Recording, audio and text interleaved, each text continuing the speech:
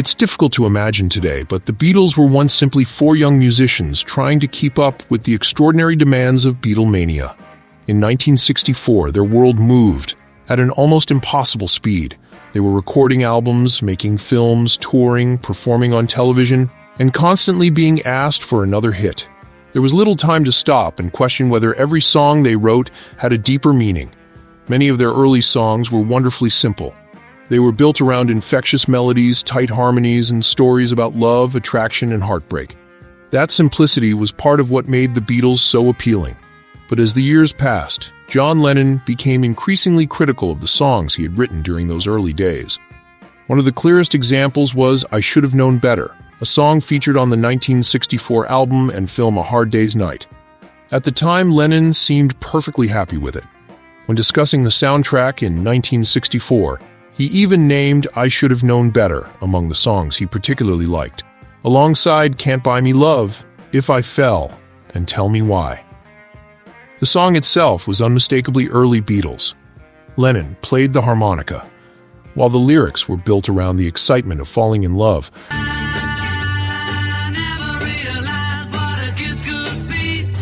There was no complicated philosophy behind it, no hidden political message. It was simply a catchy romantic pop song, written during one of the most frantic periods of the Beatles' career. But 16 years later, Lennon saw the song very differently. In 1980, during his famous interview with Playboy journalist David Sheff, Lennon was asked about several of his old Beatles compositions. When I Should Have Known Better came up, his response was remarkably blunt. Just a song. It doesn't mean a damn thing. It was a striking change from the Lennon, who had once counted the song among his favorites. By 1980, Lennon was no longer the young songwriter who had written I Should Have Known Better in the middle of Beatlemania. He was a 40-year-old artist who had experienced enormous success, personal turmoil, addiction, marriage, divorce, fatherhood, and years of artistic experimentation. More importantly, his songwriting had changed dramatically. Between 1964 and 1980, Lennon had written songs such as Strawberry Fields Forever, A Day in the Life, Across the Universe, Yet Come Together, and many deeply personal songs during his solo career. Compared with those compositions, I Should Have Known Better probably felt like a relic from another lifetime, and Lennon was often brutally honest about his early work.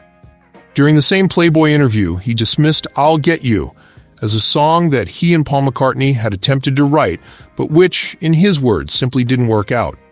Even Yesterday, one of the Beatles' most celebrated songs, wasn't completely safe from Lennon's criticism. He believed its lyrics worked as individual lines, but that the song as a whole never completely explained what had happened. This tells us something important about Lennon in his later years. He wasn't necessarily saying that every early Beatles song was bad. Instead, he was judging those songs from the perspective of an artist who had spent nearly 2 decades developing his craft. I Should Have Known Better was never designed to be a profound statement about life. It was a piece of youthful pop songwriting, created when the Beatles were still discovering what they could accomplish. And musically, it worked. The harmonica immediately gives the song its identity. The melody is infectious, the rhythm is energetic, and Lennon and McCartney's vocal interplay captures the optimism of early Beatlemania perfectly. Perhaps that is why Lennon's later dismissal is so fascinating. To Lennon, the song may have represented a younger version of himself, an artist who was still writing primarily to create a great pop record. To everyone else, it remains a snapshot of a remarkable moment in music history. By the time Rubber Soul arrived in 1965, the Beatles were already moving towards something far more ambitious. Their songwriting was becoming more introspective, their arrangements more adventurous, and the studio itself was becoming an increasingly important part of their creative process. Looking back from that point, I Should Have Known Better belonged to another era. But that doesn't make it meaningless. Perhaps Lennon simply outgrew the song, and that may be the real story behind his brutal assessment. I Should Have Known Better doesn't contain the emotional complexity of Lennon's later masterpieces, but it captures something that those later songs could not: the youthful energy, innocence, and sheer excitement of the Beatles at the height of Beatlemania. John Lennon may have eventually dismissed it as just a song, but for millions of listeners, it remains a reminder of the moment when 4 young musicians from Liverpool were still discovering just how far their music could take them.